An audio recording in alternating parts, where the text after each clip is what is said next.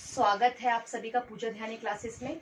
आज मैं समास भाग 2 लेकर आई हूँ, जिसमें हम कर्मधारय समास, द्वंद्व समास, द्विगु समास और बहुव्रीहि समास के बारे में चर्चा करेंगे।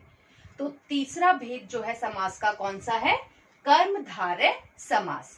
तो जिस समास में पहला पद विशेषण और दूसरा पद विशेष्य होता है, या एक पद उपमान और दूसरा पद उपमेय होता है, वहां पर कर्मधारय समास माना जाता है। अब सबसे पहले हम जान लेते हैं कि विशेषण और विशेष्य क्या होते हैं और उपमान और उपमेय क्या होते हैं।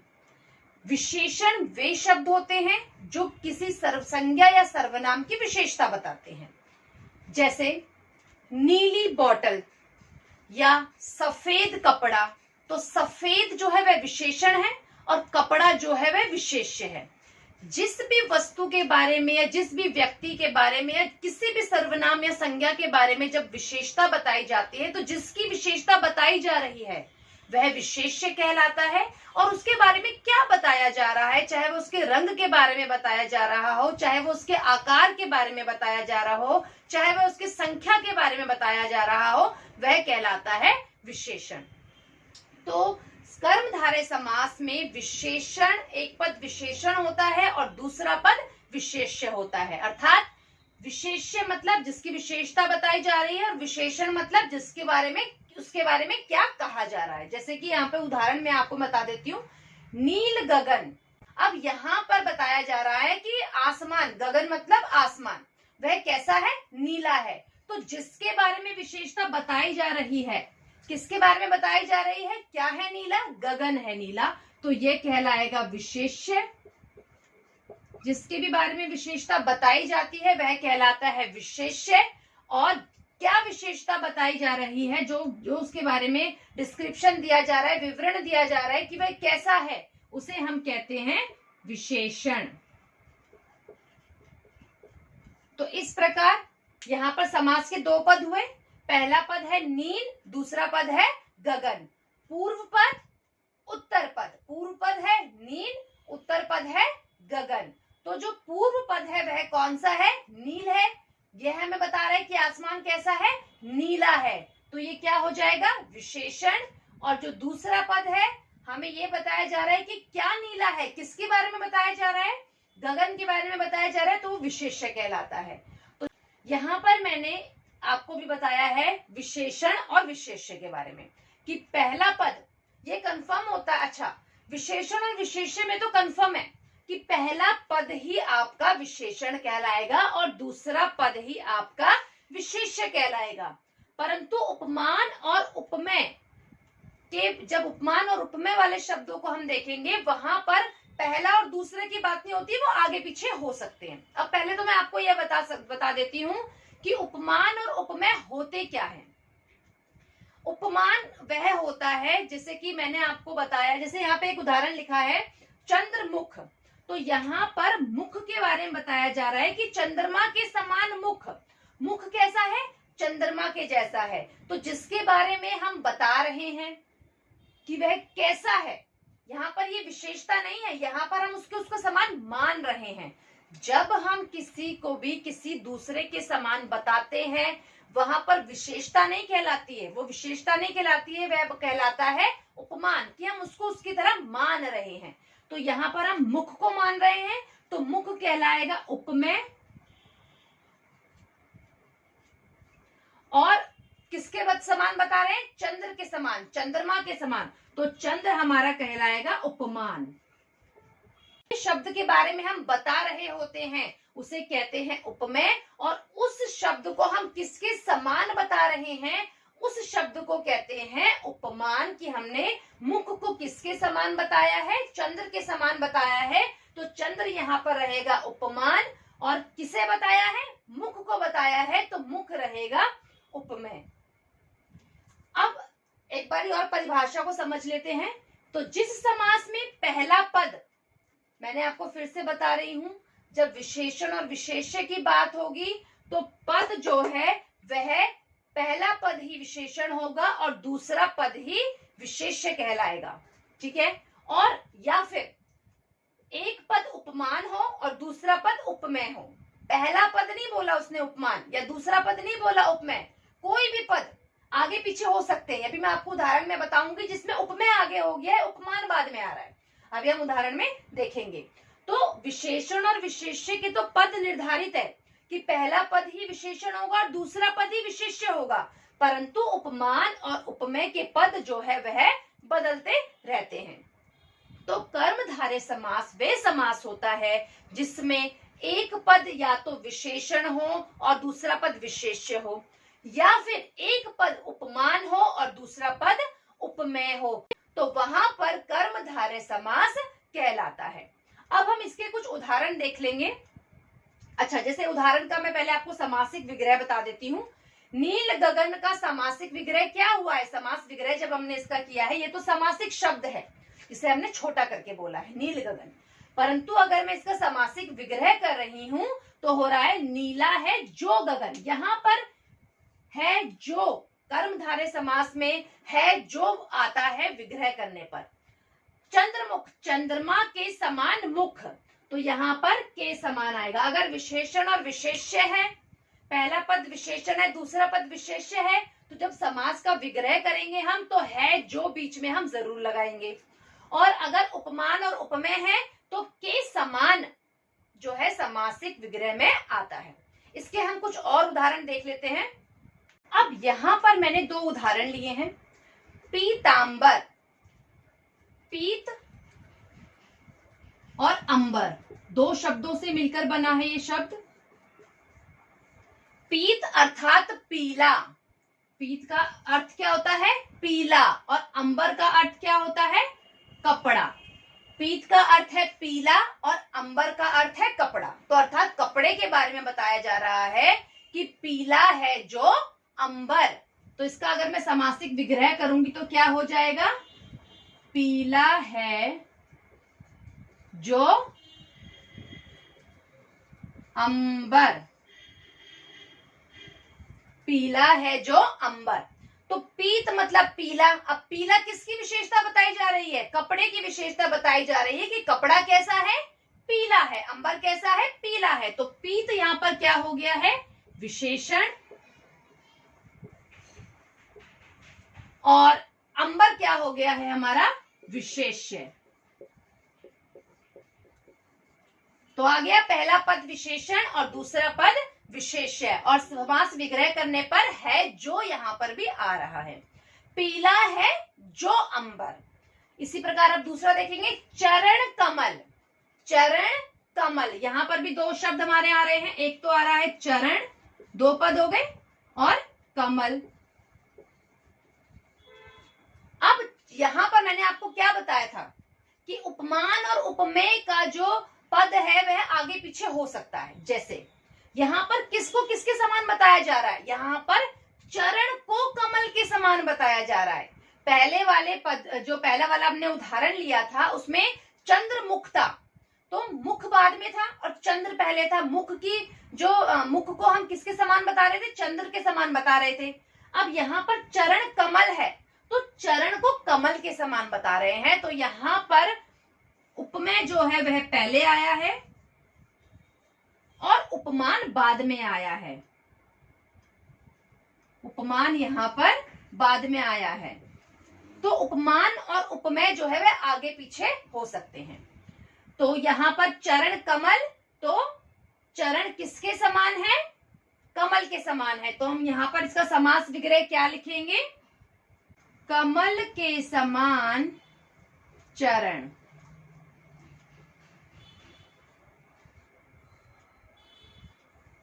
कमल के समान चरण। चरण को किसके समान बताया जा रहा है? कमल के समान बताया जा रहा है। तो इस प्रकार कर्मधारय समास में या तो पहला पद विशेषण होगा और दूसरा पद विशेष्य होगा, और समास विग्रह करने पर है जो आएगा, या फिर पहला पद उपमान या उपमेय में से कोई भी हो सकता है और दूसरा पद भी उपमान या उपमेय में से कोई भी हो सकता है, और समास विग्रह करने पर के समान आएगा। अगर उपमेय और उपमान दिया हुआ है तो के समान आएगा, और अगर विशेषण और विशेष्य दिया है तो है जो आएगा। तो कर्मधारय समास वे समास होते हैं जिसमें पहला पद विशेषण या विशेष्य होता है, अथवा एक पद उपमान और दूसरा पद उपमेय होता है, वहां पर कर्मधारय समास कहलाता है। अब हम जानेंगे अपने चौथे भेद के बारे में, जिसका नाम है द्विगु समास। इस समास में पहला पद संख्यावाची होता है और दूसरा पद संज्ञा शब्द होता है। जैसे त्रिभुज, तीन भुजाओं का समाहार। यहाँ पर त्रि का अर्थ है तीन, भुज का अर्थ है भुजाएं। त्रि संख्यावाची शब्द हुआ और भुज हुए संज्ञा शब्द। तो इसका अगर मैं समास विग्रह करूंगी तो हमारा क्या बनेगा? तीन भुजाओं का समाहार।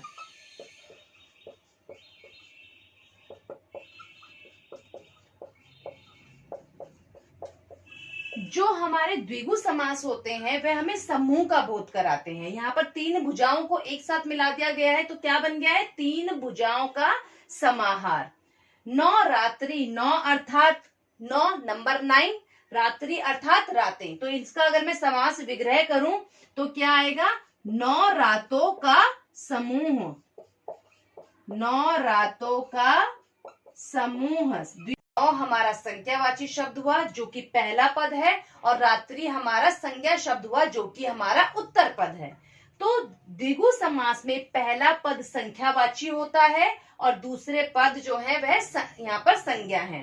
इस प्रकार द्विगु समास में पहला पद संख्यावाची होता है और दूसरा पद जो है वह संज्ञा शब्द होता है। अब हम समास के पांचवें भेद बहुव्रीहि समास के बारे में जानेंगे। इस समास में दोनों ही पद किसी अन्य अर्थ को प्रकट करते हैं। विग्रह करने पर जिसके, जिसका, जिसकी शब्द प्रयोग किया जाता है। अर्थात यहाँ पर जब हम समस्त पद बनाते हैं, दो शब्दों को मिलाकर बनाते हैं। एक उत्तर पद होता है, एक पूर्व पद होता है। परंतु जो पूर्व पद और उत्तर पद होते हैं वह अपने अर्थ को नहीं दर्शाते हैं, बल्कि वह किसी तीसरे के बारे में बता रहे होते हैं। जैसे दशानन, 10 है आनन जिसके।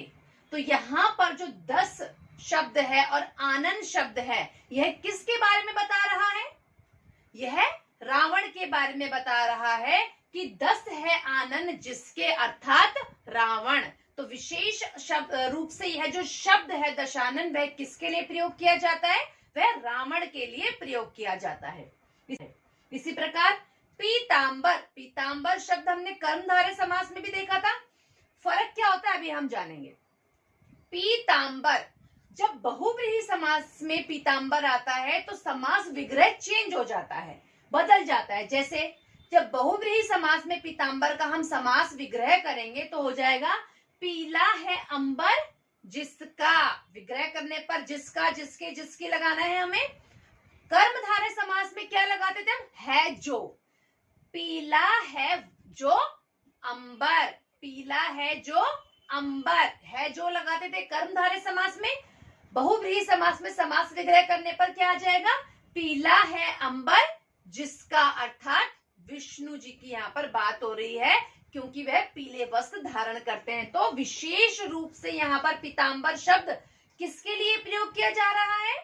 विष्णु जी के लिए प्रयोग किया जा रहा है। तो यहाँ पर जो प्रथम पद होता है और द्वितीय पद होता है, अर्थात जो पूर्व पद होता है और उत्तर पद होता है, वह अपना मूल अर्थ नहीं दर्शाते हैं। यहाँ पर कपड़ों पर बात नहीं हो रही है कि अंबर कैसे है। यहाँ पर यह बताया जा रहा है कि पीतांबर कौन पहनता है, किसी तीसरे के बारे में बताया जा रहा है कि वह कौन पहनते हैं? विष्णु जी पहनते, इसलिए उनको पीतांबर कहा जाता है। तो जो बहुव्रीहि समास होता है उसमें जो दोनों पद होते हैं वह अपना मूल अर्थ नहीं दर्शाते हैं, बल्कि कोई विशेष अर्थ दर्शाते हैं। और दोनों ही जो पद है यहाँ पर अपना अर्थ नहीं दर्शा रहे हैं, इसलिए इन्हें अप्रधान माना जाता है। इन दोनों पदों में से कोई भी पद प्रधान नहीं होता है। अब हम पहले उदाहरण के द्वारा कुछ उदाहरण मैं दूंगी, उनमें मैं आपको बताऊंगी कि द्विगु समास, कर्मधारय समास, क्योंकि 10 शब्द एक संख्यावाची शब्द भी है। तो जो शब्द ये 10 शब्द है, यह तो हमारा द्विगु समास में भी आ सकता था, तो हमने इसको द्विगु समास क्यों नहीं कहा? क्या अंतर है? क्योंकि द्विगु समास में हम समूह का बोध कराते हैं। ठीक है, तो अब मैं आपको उदाहरणों के द्वारा समझाऊंगी किस प्रकार हम जब समास विग्रह करेंगे तो यहाँ पर समास जो है वह बदल जाएंगे। सबसे पहला शब्द मैंने लिया है पीतांबर। अब जो पीतांबर शब्द है यह हमारा शब्द जो है वह कर्मधारय समास में भी आता है और बहुव्रीहि समास में भी आता है। इन दोनों में हम समास विग्रह करेंगे कि दोनों के समास विग्रह में क्या अंतर होता है। कर्मधारय समास की अगर बात की जाए और उसमें अगर पीतांबर का उदाहरण लिया जाए तो हम लिखेंगे पीला है जो अंबर, क्योंकि जब हम कर्मधारय समास की बात करते हैं तो विग्रह करने पर है जो लगाते हैं। अब मैं बात करूंगी बहुव्रीहि समास की। बहुव्रीहि समास में क्या हो जाएगा, पीला है अंबर जिसका, अर्थात विष्णु जी की बात यहां पर की जा रही है। तो यहां पर कौन से शब्द का प्रयोग किया है, जिसका, किसी तीसरे के बारे में यहां पर बताया जा रहा है। अब इसी प्रकार दूसरा उदाहरण देखेंगे। यहां मैंने दूसरा उदाहरण लिया है नीलकंठ। नीलकंठ अगर मैं लेती हूं तो इसको कर्मधारय समास में लिखूंगी। पहले मैं नीला है जो कंठ, कंठ मतलब गला और नीला एक विशेषण शब्द है, तो नीला है जो कंठ। अगर कर्मधारय समास पूछेगा तो इस तरीके से इसका समास विग्रह करेंगे। अगर बहुव्रीहि समास में पूछेंगे तो हम लिखेंगे नीला है कंठ जिसका, अर्थात शिव जी।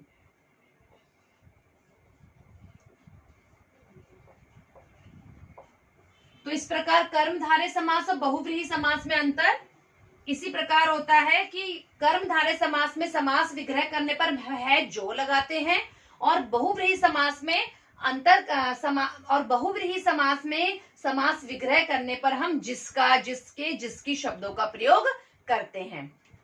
इसी प्रकार अब मैंने दो और उदाहरण लिए, त्रिनेत्र और दशानन, जिनमें द्विगु समास भी हो सकता है, बहुव्रीहि समास भी हो सकता है। तो अब इनमें अंतर जानेंगे कि समास विग्रह करते समय दोनों में क्या अंतर आता है। जैसे सबसे पहले मैं द्विगु समास में ले लेती हूं। द्विगु समास में क्या होगा, त्रिनेत्र, तीन नेत्रों का समूह। अब मैं अगर बात करूं बहुव्रीहि समास की,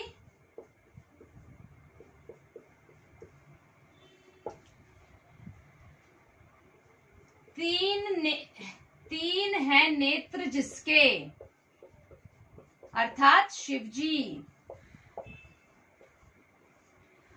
तो जब हम समूह की बात करें, क्योंकि द्विगु समास में संख्यावाची शब्द के साथ साथ समूह को भी दर्शाता है, ठीक है, और बहुव्रीहि समास में हम किसी तीसरे के बारे में बता रहे होते हैं, तो यहाँ पर शिवजी के बारे में बात हो रही है कि उनके त्रिनेत्र है।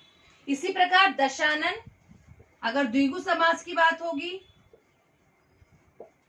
तो 10 आननों का समूह, आनन मतलब सर,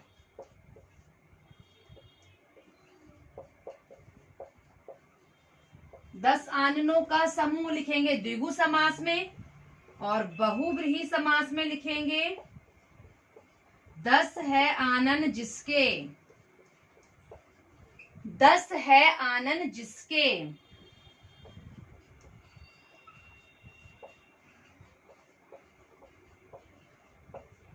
तो ये कहलाएगा हमारा बहुव्रीहि समास।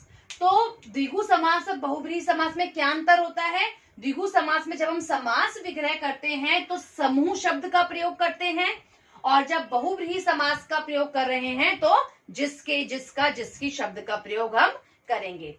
तो हम समास विग्रह करके हमेशा देखते हैं कि यह कौन सा समास है। तो तो अगर आपको सिंपल अगर उदाहरण पूछे कर्मधारय समास का तो आप पीतांबर भी लिख सकते हैं, और अगर आपसे बहुव्रीहि पूछे तो बहुव्रीहि में भी आप पीतांबर लिख सकते हैं। परंतु साथ में आप उसका समास विग्रह करके जरूर दिखाएंगे। पीतांबर लिखा है आपने कर्मधारय समास में, तो उसके सामने समास विग्रह करके लिखेंगे पीला है जो अंबर। बहुव्रीहि समास में अगर पीतांबर लिखा है तो आप लिखेंगे पीले है अंबर जिसके, या पीला है अंबर जिसका, अर्थात विष्णु जी। तो इस प्रकार से हम दोनों का अंतर जो है वह स्पष्ट कर सकते हैं। अब हम समास के आखिरी भेद द्वंद्व समास के बारे में जानेंगे। इस समास में दोनों ही पद प्रधान होते हैं। दोनों पदों के बीच में योजक चिन्ह लगाया जाता है। विग्रह करने पर और या फिर या शब्दों का प्रयोग किया जाता है। उदाहरण देखेंगे, माता, योजक चिन्ह पिता। माता और पिता के बीच में हमने योजक चिन्ह लगाया है समासिक शब्द बनाते समय। परंतु जब हम इसका समास विग्रह करेंगे तो योजक चिन्ह को हटाकर हमने क्या प्रयोग किया है, माता और पिता। इसी प्रकार ठंडा गरम, ठंडा गरम के बीच में समासिक पद बनाते समय हमने योजक चिन्ह का प्रयोग किया है और समास विग्रह करते समय हमने ठंडा या गरम या शब्द का प्रयोग हमने योजक चिन्ह की जगह पर किया है। तो द्वंद्व समास वे समास होते हैं जिनमें दोनों ही पद प्रधान होते हैं, कोई कम या कोई ज़्यादा नहीं होता है, दोनों को बराबर महत्व दिया जाता है। और जब हम इसका समासिक पद बनाते हैं तो योजक चिन्ह का प्रयोग करते हैं, और जब इसका समास विग्रह करते हैं तो योजक चिन्ह को हटा दिया जाता है और शब्द का या फिर या शब्द का प्रयोग किया जाता है। तो अब हम कुछ अभ्यास प्रश्न करेंगे। महाजन शब्द में कौन सा समास है? तो सबसे पहले हम समास विग्रह करके देखेंगे शब्द का।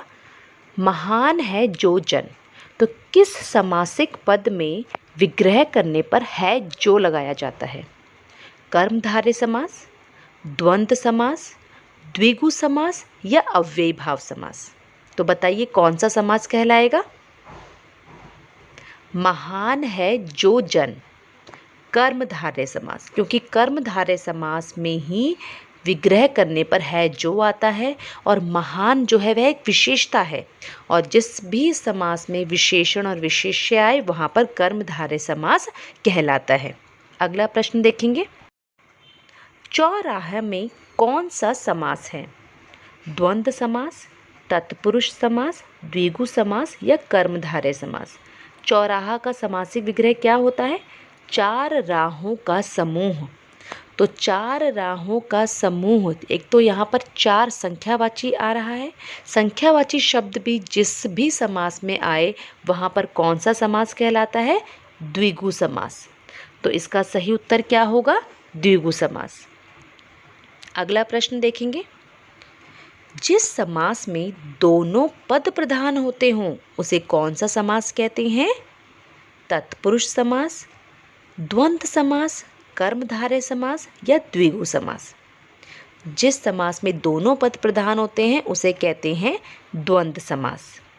अगला प्रश्न देखेंगे, जिसमें पहला शब्द विशेषण हो और दूसरा शब्द विशेष्य हो उसमें कौन सा समास कहेंगे? कर्मधारय समास, द्वंद्व समास, द्विगु समास या अव्ययी भाव समास? तो जिसमें पहला शब्द विशेषण और दूसरा शब्द विशेष्य होता है उसे हम कर्मधारय समास कहते हैं। जिस समस्त पदों में पहला शब्द संख्यावाची हो और उससे समुदाय का बोध हो या समूह का बोध हो उसे कौन सा समास कहते हैं? ऑप्शन अव्ययी भाव समास, द्विगु समास, कर्मधारय समास या द्वंद्व समास? संख्यावाची हो रही है बात, संख्यावाची शब्द की हो रही है, तो द्विगु समास। अगला प्रश्न देखेंगे है, पंचवटी शब्द में कौन सा समास होगा? पंचवटी अर्थात 5 वटों का समूह। तो यहाँ पर पंच, एक 5 जो है संख्यावाची शब्द है, तो इसका सही उत्तर क्या होगा? द्विगु समास। इसी प्रकार अगला प्रश्न है, निम्नलिखित शब्दों में कौन द्वंद्व समास है? द्वंद्व समास में आपको पता है, द्वंद्व समास में दोनों ही शब्दों के बीच में क्या लगाया जाता है? योजक चिन्ह लगाया जाता है। तो सही उत्तर क्या है? पाप पुण्य, पाप और पुण्य। तो आशा करती हूँ आपको समास के भेद जो है अब अच्छी तरीके से समझ में आ गए होंगे। अगर आपको वीडियो अच्छी लगी हो तो लाइक और शेयर कीजिएगा, और अगर चैनल पर पहली बार आए हैं तो उसे सब्सक्राइब ज़रूर कीजिए।